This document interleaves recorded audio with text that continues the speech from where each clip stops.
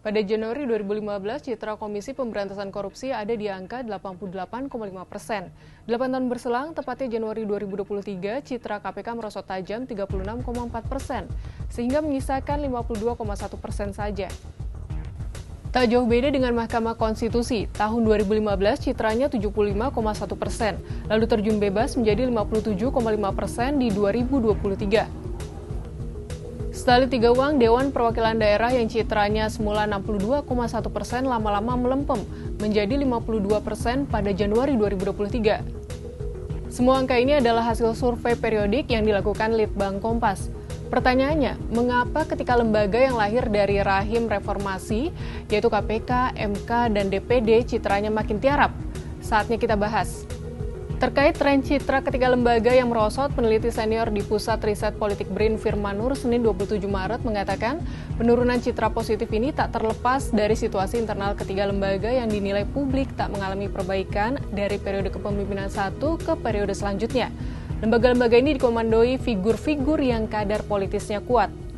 Itu kan semakin diisi oleh figur-figur yang kadar politisnya itu lebih kuat dibandingkan oleh generasi pertama di masing-masing lembaga ya. Dan itu merata gitu, dan ini merata mulai dari KPK, MK, KPU, Bawaslu semua. Tapi setelah lembaga itu established dan kepentingan politik menjadi lebih tinggi, diikuti oleh naluri untuk menguasai hampir semua segmen politik yang bisa diisi secara politis, itu akhirnya muncul figur-figur yang itu tadi ketergantungan politiknya tinggi, gitu ya, karena dipilih oleh proses yang politikingnya tinggi. Dan memang kalau kita perhatikan baik buruknya lembaga itu kan pada akhirnya juga ditentukan oleh individu-individu di dalamnya. Kalimat diisi figur-figur politisnya kuat kita highlight ya. Sebagai catatan, saat ini Ketua KPK Firly Bahuri Purnawirawan Polri berpangkat Komisaris Jenderal. Lalu Ketua MK 2 periode yang baru saja terpilih kembali yaitu Anwar Usman, notabene adalah ipar Presiden Joko Widodo. Selanjutnya, posisi Ketua DPD 2019-2024 dijabat Lanyala Mahmud Mataliti yang memiliki background sebagai pengurus Kadin, Ketua PSSI, dan ex-politikus Golkar.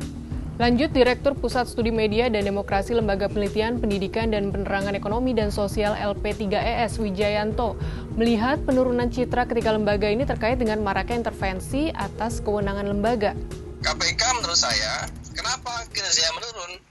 Ya itu terjadi sejak KPK undang-undangnya direvisi pada tahun 2019 ya, melalui persekongkolan jahat menurut saya ya dari eksekutif sama legislatif ya untuk melemahkan kewenangan KPK.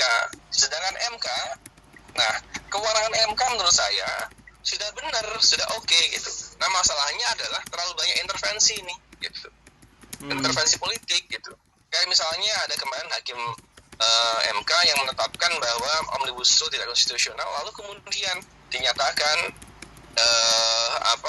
dia tetap sebagai hakim, sedangkan DPR harus memberikan gitu kewenangan yang setara kepada DPD gitu. DPD hanya hak untuk memberikan pertimbangan, hak bicara ya maksud saya, tapi tidak punya hak suara untuk memutuskan perundangan. Hal yang sama juga diungkap oleh Guru Besar Hukum Tata Negara Universitas Negeri Jember, Bayu Dwi Anggono, yang menyatakan jika saat citra ketiga lembaga tinggi yaitu pada 2015 banyak gebrakan yang dilakukan.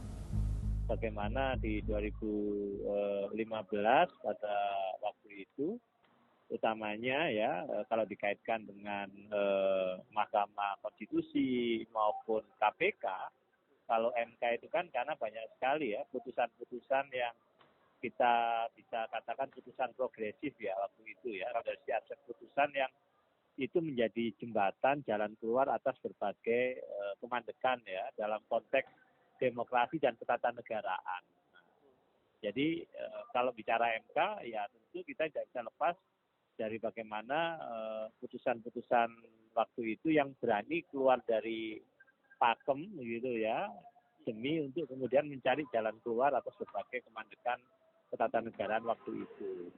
Kalau kemudian soal KPK tentu kita harus lihat pada waktu itu posisi KPK bagaimana antara penindakan dan pencegahan itu sangat nampak keberimbangannya. Penyebab merosotnya citra sudah diutarakan oleh ahli. Lalu apa yang bisa dilakukan dengan realitas angka seperti ini? Firman Nur berpendapat dalam situasi ini yang bisa diharapkan adalah membangun dan memperkuat kesadaran kolektif, terutama dari elit politik, untuk menjaga diri secara berkesadaran bahwa lembaga-lembaga ini harus bekerja bukan untuk menopang kekuatan politik sesaat, tetapi bekerja atas nama negara untuk kepentingan bersama.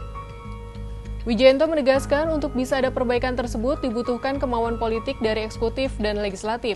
Momen pemilu 2024 harus dimanfaatkan masyarakat sipil untuk mendesak agar para calon legislatif dan calon presiden menyetujui agenda progresif untuk memperkuat lembaga-lembaga tersebut. Semoga saja ke depan citra KPK, MK, dan DPD rebound, naik kembali, membaik, diiringi dengan perbaikan kinerja dan terobosan-terobosan yang berpihak pada kepentingan bersama dan negara. Karena sesungguhnya duduk di lembaga KPK, MK, dan DPD itu amanah suara rakyat.